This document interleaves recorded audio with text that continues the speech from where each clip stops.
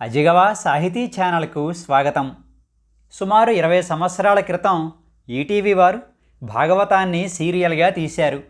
బాపు రమణలు సారథులు.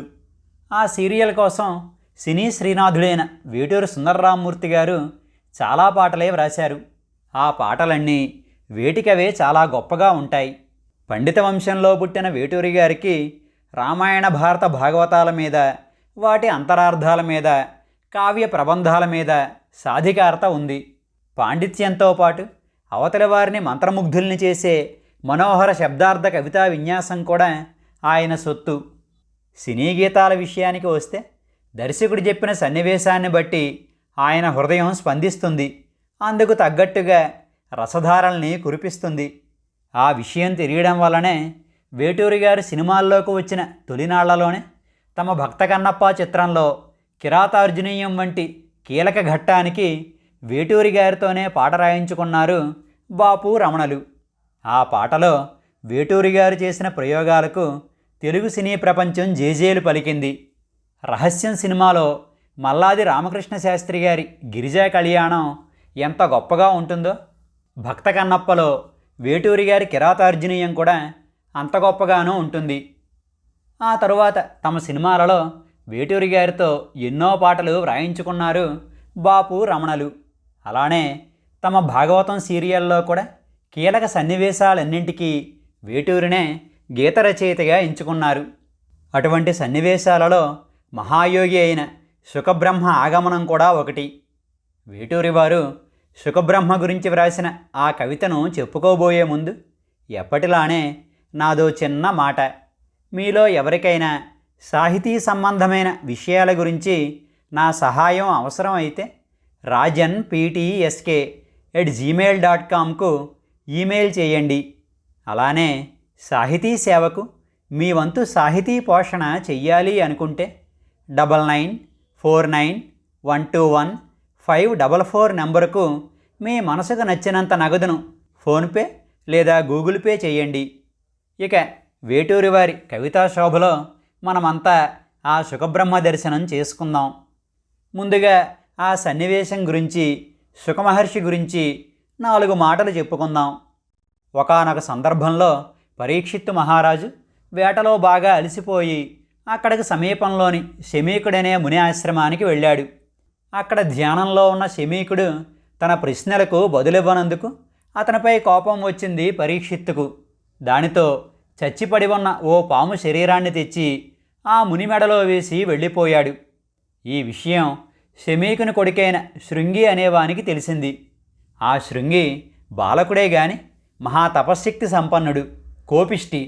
దానితో అతడు పట్టరాని కోపంతో ఆ పరీక్షన్ మహారాజు సరిగ్గా నేటి నుండి 7వ రోజు తక్షకుడి కాటుకు గురై మరణిస్తాడని శపించాడు.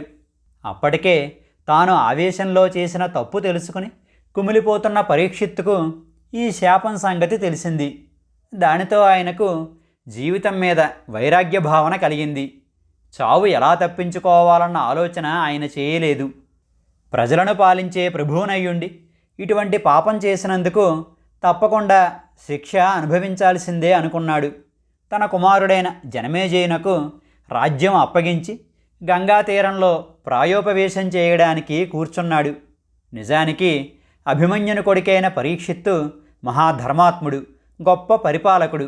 కానీ ప్రారబ్ధం వల్ల ఆనాడు ఆయనకు అలాంటి బుద్ధి పుట్టింది. పరీక్షిత్తు ప్రాయోపవేశం సంగతి తెలుసుకున్న వశిష్ఠుడు, విశ్వామిత్రుడు, చ్యవనుడు మొదలైన మహర్షులంతా అక్కడకు చేరుకున్నారు. అప్పుడు పరీక్షిత్తు వారితో, మహాత్ములారా, నేను మరో 7 రోజుల్లో మరణించబోతున్నాను. ఇంత తక్కువ సమయంలో ఏం చేస్తే ముక్తి పొందగలనో చెప్పండి అన్నాడు. సరిగ్గా ఆ సమయంలో అక్కడకు వచ్చాడు శుకబ్రహ్మ. శుకుడు సామాన్యుడి కాడు. నారాయణాంశ సంభూతుడైన వ్యాసభగవానునికి పరమశివుని అనుగ్రహం వల్ల శివాంశగా జన్మించినవాడు. మహాజ్ఞాని, అవధూత. ఆయనకు చెట్టు, పుట్ట, మనిషి, పశువు, స్త్రీ, పురుషుడు అనే భేదమే లేదు. అంతా పరబ్రహ్మమే. ఆయన పోతపోసిన ఉపనిషత్తుల జ్ఞానం. ఒకసారి కొందరు అప్సరసలు నదిలో స్నానం చేస్తుండగా శుకమహర్షి ఆ మార్గంలో వెళ్ళసాగాడు.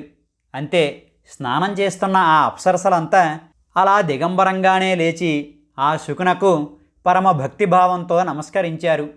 ఇంతలో శుకుని వెతుకుతూ అటుగా వచ్చాడు వ్యాసుడు.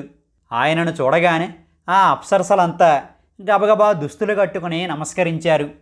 అప్పుడు వ్యాసుడు వారితో, ఓ అప్సరసలారా, నేనా పండు ముదిసెలని, నా కుమారుడైన శుకుడ 16 ఏళ్ల యువకుడు. మీరు అతన్ని చూసి బట్ట కట్టకుండానే నమస్కరించారు. నన్ను చూడగానే సిగ్గుతో దుస్తులు ధరించారు. ఎందుకలా చేశారు అని ప్రశ్నించాడు. అప్పుడు ఆ అప్సరసలు వ్యాసునితో, మహాత్మా, శుకులవారు బ్రహ్మజ్ఞాని, అద్వైతి. వారికి లోకమంతా బ్రహ్మమయంగానే కనిపిస్తుంది. నీవు నేను అన్న భేదం ఆయనకు లేదు. మేము దుస్తులు వేసుకున్నా వేసుకోకున్నా ఆ యోగీంద్రుని మనస్సులో ఎటువంటి వికారం కలుగదు. ఈ ముల్లోకాల్లోనూ అటువంటి పరిపూర్ణ బ్రహ్మజ్ఞాని మరొకరు లేరు. అందుకే అంటూ ఆగారు. వ్యాసుడు ఆనందంగా వారిని దీవించి కుమారుని గొప్పతనానికి సంతోషిస్తూ వెళ్ళిపోయాడు. అంతటివాడు శుకుడు. ఆ శుకుడు ఎక్కడా ఒకచోట స్థిరంగా ఉండడు. నిరంతర సంచారం చేస్తూనే ఉంటాడు. ఒకవేళ ఎక్కడైనా ఆగితే ఆవు పాలు పితకడానికి ఎంత సమయం పడుతుందో అంత సమయం మాత్రమే ఉంటాడు. కానీ ఎవరైనా భగవంతుని గురించి ప్రశ్నిస్తే మాత్రం సమాధానం చెప్పే వెడతాడు. అటువంటి మహానుభావుడైన శుకుడు తలవని తలంపుగా ఆ పరీక్షన్ మహారాజు ప్రాయోపవేశం చేస్తున్న ప్రదేశానికి వచ్చాడు. ఆ సందర్భంలో శుకబ్రహ్మతత్వాన్ని ఆవిష్కరించేలా వేటూరి గారు వ్రాసిన గేయం వంటి కవిత ఇది. ఉపనిషద్వీధిలో ఊరేగు హరియో, నిగమాద్రి శిఖరాన నిలిచేటి హరుడో, స్మృతిశాస్త్రశాఖిక వేణువవు పికమో, భవపంజరము వీడి పయనించు సుఖమో, సుఖమో వేదముఖమో, బాలసూర్యప్రభా భాసుడై శుకుడు, పూర్ణచంద్రప్రభాహ్లాదుడై అప్పుడు, సర్వజ్ఞుడై వచ్చే చంటి మొక్కంటి, సర్వ ఋషిలోకమ్ము మొక్కె పదమంటి. ఇది వేటూరి ఆవిష్కరించిన శుకబ్రహ్మస్వరూపం. ఇక దీని భావంలోకి వెళితే, ఉపనిషద్వీధిలో ఊరేగు హరియో. ఉపనిషత్తులంటే జ్ఞానప్రబోధాలు, వేదాల చివరి భాగాలు. వేదాల సారమే వేదాంతం. ఆ వేదాంత జ్ఞానం ఉంటేనే కానీ పరమాత్మ సాక్షాత్కారం సాధ్యం కాదు. అలా ఉపనిషత్తుల జ్ఞానవీధిలో అవి మాత్రమే చూపించగలిగే పరమాత్మ అయిన విష్ణువు విహరిస్తుంటాడు.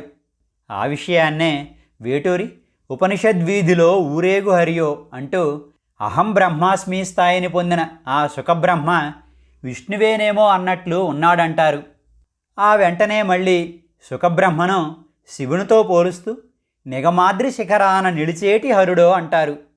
నిగమము అంటే వేదము, అద్రి అంటే పర్వతం, పర్వత శిఖరం అంటే పర్వతం యొక్క చివరి భాగం, వేదపర్వత శిఖరం అంటే మరలా వేదాల చివరి భాగమైన వేదాంతమే. ఆ వేదాంత జ్ఞానం వల్ల మాత్రమే సాక్షాత్కరించే శివుడా ఇతగాడు అన్నట్లుగా ఉన్నాడట ఆ శుకుడు. ఎంతో అందంగా చక్కని అన్వయంతో అల్లిన మాటలివి. అనేక అవతారాలు ఎత్తుతూ జగదోద్ధరణ చేస్తాడు జగన్నాథుడైన విష్ణువు. ఆయన కదిలే పరబ్రహ్మానికి ప్రతీక. నిరంతరం ధ్యానంలోనే మునిగి ఉండి జగత్తును అనుగ్రహిస్తుంటాడు విశ్వనాథుడైన శివుడు. ఈయన కదలిక లేని పరబ్రహ్మానికి ప్రతీక. గరుత్మంతునిపై విహరించేవాడు కాబట్టి ఊరేగు పదాన్ని విష్ణువు గురించి చెప్పేటప్పుడు, కైలాస పర్వతంపై స్థిరంగా ఉండేవాడు కాబట్టి అద్రి, నిలిచేటి పదాలను శివుని గురించి చెప్పేటప్పుడు ఎంతో సమన్వయంతో ప్రయోగించారు వేటూరి.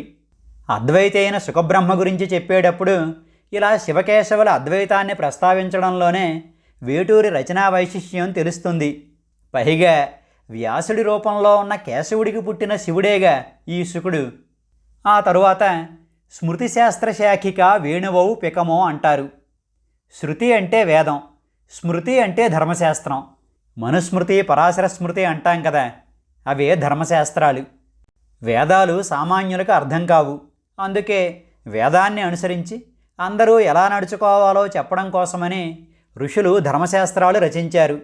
వేదము అనే వృక్షానికి అటువంటి ధర్మశాస్త్రములు అనే కొమ్మలనెక్కి వేణుగానం చేసే కోయిలా ఇతగాడు అన్నట్లుగా ఉన్నాడట ఆ శుకుడు.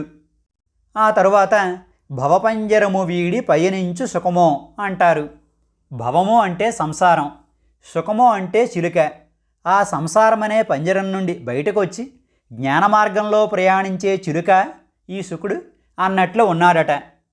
శుకుణ్ణి సుఖముతో పోల్చడం అతని జన్మ వృత్తాంతాన్ని కూడా గుర్తు చేస్తుంది. ఆ తరువాత సుఖమో వేదముఖమో అంటూ శబ్ద చమత్కారాన్ని ఆవిష్కరిస్తారు వేటూరి. వేదముఖము అంటే వేదాంగమైన వ్యాకరణం అన్నది ప్రసిద్ధమైన అర్థం. ముఖము అంటే సంస్కృతంలో నోరు అని అర్థం. ఇక్కడ వేదాలను ఒక మానవ స్వరూపంగా ఊహించుకుంటే శుకుడు ఆ స్వరూపానికి నోరు వలె భాషిస్తున్నాడట. అంటే శుకుడు ఏది పలికినా సరే అది వేదవాక్యే అన్నది ఇక్కడ విశేషార్థం. ఇంతవరకు చెప్పిన మాటలన్నీ తమ వద్దకు వస్తున్న శుకుణ్ణి అల్లంత దూరాన చూసిన పరీక్షన్ మహారాజు ఋషులు మనసులో అనుకున్నవి. శుకుడు వారికి మరింత దగ్గరగా వచ్చాడు. ఆయన ఎలా ఉన్నాడో వివరిస్తూ, బాలసూర్యప్రభా భాసుడై శుకుడు, పూర్ణచంద్రప్రభా హ్లాదుడై అప్పుడు అంటారు వేటూరి. ఆ శుకుడు సూర్యుడిలా ఉన్నారట. మధ్యాహ్న సూర్యుడిలా తీక్షణంగా కాదు, అప్పుడే ఉదయిస్తున్న బాలసూర్యుడిలా తేజోమయంగా ప్రశాంతంగా ఉన్నారట. అంతేకాదు పున్నమి వెన్నెలల చల్లదనం కురిపిస్తూ మనస్సుకు సంతోషం కలిగించేలా ఉన్నారట. అటుపై ఆయన వారి ముందుకు ఎలా వచ్చి నిలబడ్డాడో చెబుతూ, సర్వజ్ఞుడై వచ్చే చంటి ముక్కంటి అంటూ అద్భుతమైన ప్రయోగం చేశారు వేటూరి. ముక్కంటి అంటే శివుడు. శివుడి మూడో కన్ను సర్వజ్ఞత్వానికి ప్రతీక. జీవుల రెండు కళ్ళు జరిగిన దానిని జరుగుతున్న దానిని మాత్రమే చూడగలవు. అంటే మనిషి జ్ఞానం గతానికి వర్తమానానికి మాత్రమే పరిమితం. భవిష్యత్తును చూసే కన్ను మనకు లేదు. అది ఉన్నవాడు శివుడు ఒక్కడే. అందుకే ఆయన సర్వజ్ఞుడయ్యాడు. శుకుడు శివానుగ్రహంతోనూ శివాంశతోనూ పుట్టాడు కనుక ఆయనను బాలశివుడు అన్న అర్థంలో చంటి ముక్కంటి అన్నారు వేటూరి. శివుడికి అన్ని పేర్లుండగా మరిక్కడ ఈ పేరే ఎందుకు వాడారు అంటే, శుకుణ్ణి రమ్మని పరీక్షిత్తు గాని మరే మహర్షి గాని ప్రార్థించలేదు. పశ్చాత్తాపంతో తన పాపాన్ని దగ్ధం చేసుకుని జీవితం చివరి రోజులలో ముక్తి మార్గం కోసం ఆరాటపడుతున్న భక్తుడికి దారి చూపడానికి తనంతట తానే వచ్చాడా శుకయోగి. ఇక్కడే ఆయన సర్వజ్ఞత్వం తెలుస్తోంది. అందుకే ఆ పోలిక. మరి అంతటి మహానుభావుడు తమ ముందు నిలబడితే ఆ మహర్షులంతా మామూలుగా నమస్కరించి ఊరుకుంటారా? కాదు కదా. అందుకే సర్వ ఋషులోకమ్ము మొక్కె పదమంటి అంటూ ఋషులంతా ఆ శుకబ్రహ్మ పాదాలు పట్టుకుని నమస్కరించారంటూ కవితను పూర్తి చేశారు వేటూరి.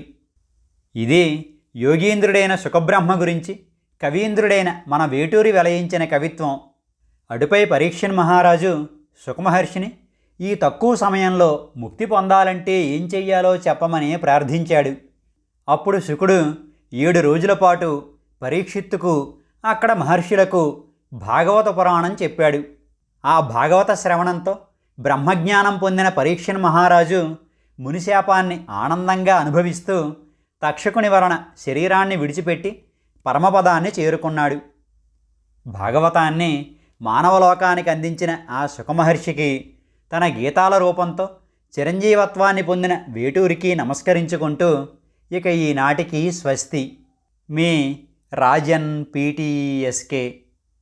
అజిగవ అంటే అక్షరాన్ని పుట్టించిన వాడైన ఆ పరమశివుని ధనస్సు పేరు. మన అజిగవా ఛానల్కు సబ్స్క్రైబ్ చేయండి. సాహితీ మధురిమలను ఆస్వాదించండి, ఆనందించండి, మమ్మల్ని ఆశీర్వదించండి. మన భాష, మన సాహిత్యం, మన సంస్కృతి, మన అజిగవ.